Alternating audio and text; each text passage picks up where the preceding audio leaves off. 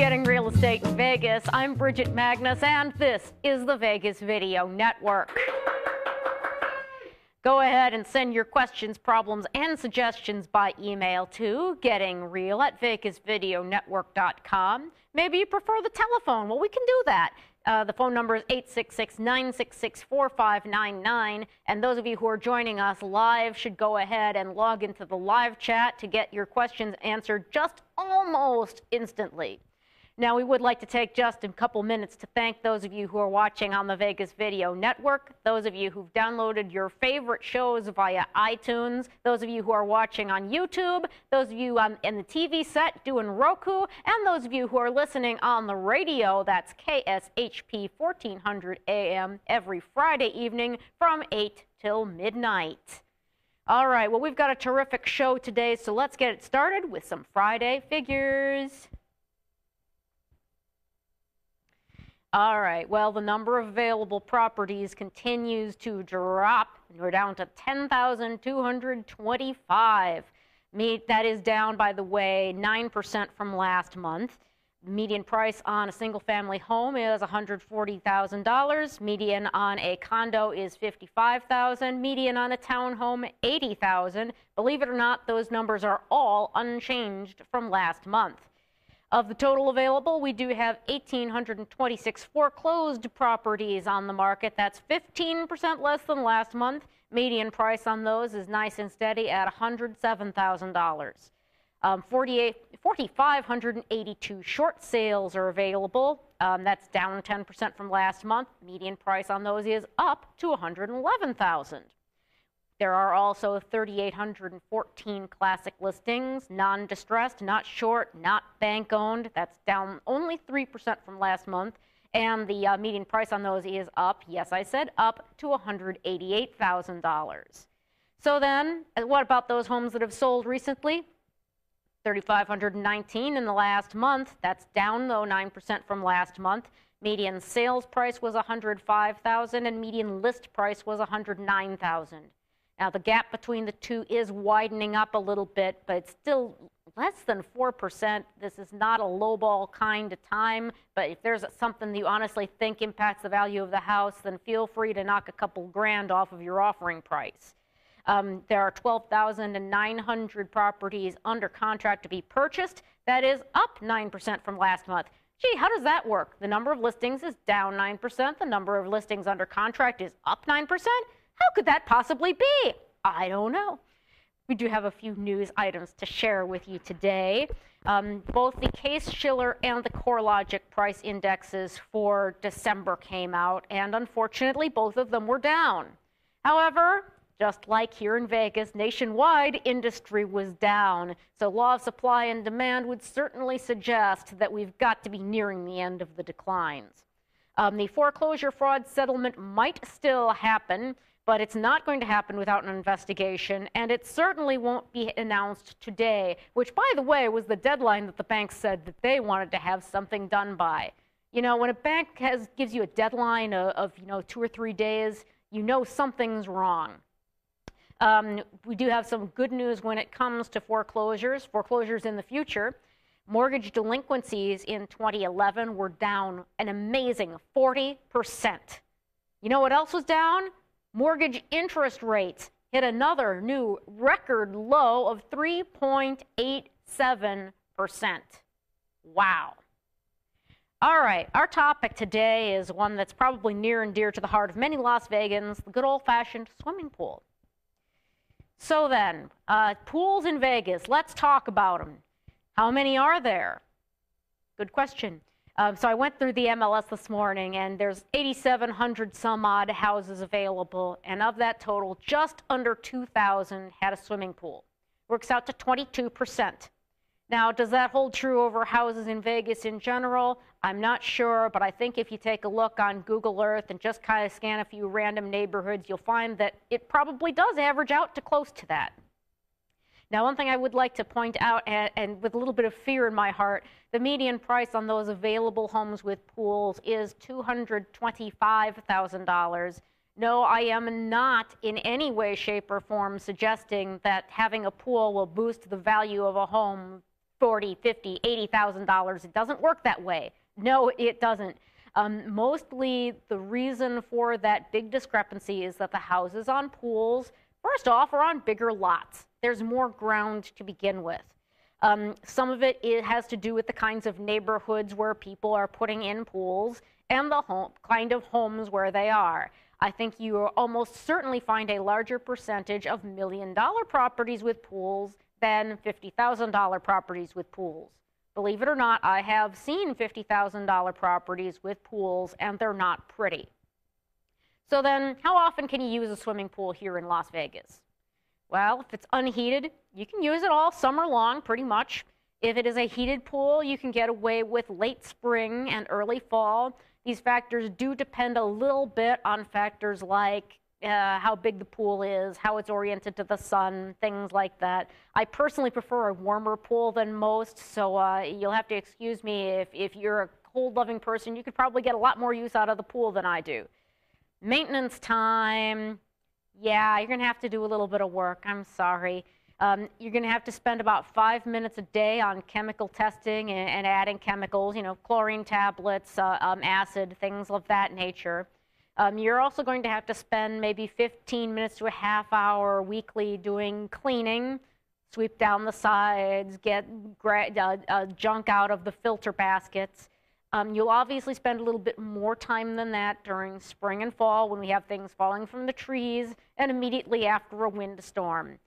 Those of you who've been through a Vegas windstorm and know exactly what I'm talking about, can get very interesting in a hurry. You'll have to spend about an hour a year doing heavy maintenance like cleaning out your filters and things of that nature. Every 3 to 8 years, you're going to have an unpleasant task of draining and refilling that pool. It's a great time to paint or resurface, but the biggest reason you're going to want to do that is to get rid of minerals that build up in the water. We have very hard water here in Las Vegas, and the water part evaporates, but the mineral parts stay in your pool. So you will eventually want to go ahead and get that junk out of your pool to have a clearer pool that has more stable chemicals in it. One thing I would like to point out is that these estimates do not include the things that will inevitably break. Like everything, things break from time to time. So, you know, be aware that pool pumps don't last forever. Let's just put it that way. So let's talk about money. Oh yeah, show me the money. It is going to cost you at least 10 grand to put any kind of pool that you would want to have in. You can spend as much as you want, honestly. If you want a nice pool with a spa or a waterfall or any of that sort of stuff, every option is going to cost you extra. Just like a car, you want a bell or a whistle, it's going to cost you some money. Your insurance, your homeowner's insurance is also going to cost you more. And I haven't even gotten into the fact that your water bill and your electricity bill are going to be more. So these are all little things to think about. Chemicals aren't cheap either. You're going to need chlorine, you're going to need muriatic acid, you're going to need a shock. If you end up with a problem such as algae, you'll be spending time at one of our local pool shops buying some chemical goo to pour in your water to clear that up. Obviously, if you use a pool service, that's going to cost you money. And obviously, if you have a malfunction, you have something break, that's going to cost money. In the end, though, here's the deal. It's your choice. It's none of my business whether or not you want to have a pool. I honestly don't recommend them for my investor clients because they are an additional maintenance headache, and most of them are looking for something that they can put a renter in and not worry about it. If you are considering a home with a pool, think about how you'll use it, if you'll use it, how often you'll use it. Think about the expenses involved.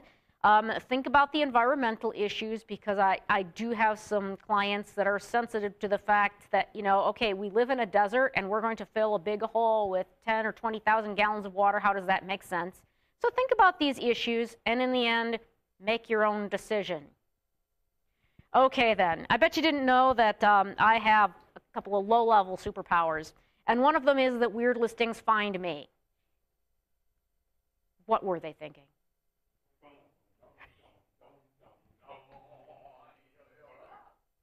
All right, I am going to read you a fabulous description from this week's fabulously weird listing of the week. REO, that means bank-owned, as is investor fixer-upper. Large backyard for massive neighborhood bonfire parties. Covered patio, kind of. It actually says this. Room/addition in back with laundry and storage. 2 additional sheds for intimate moments during the parties. Cash only. Kind of reads like a haiku, doesn't it? We will be back after this break for station identification. Traditional media believes that after about 3 minutes, you'll tune out. Most Vegas media companies think if it doesn't jiggle, you won't tune in. At the Vegas Video Network, we think both are wrong. The Vegas Video Network is the first and only live online broadcast network that specializes in insider news and expert views about Vegas. We combine great storytelling with the ability to watch when and where you want on your computer, mobile device, or television. Discover the real Las Vegas. Visit VegasVideoNetwork.com.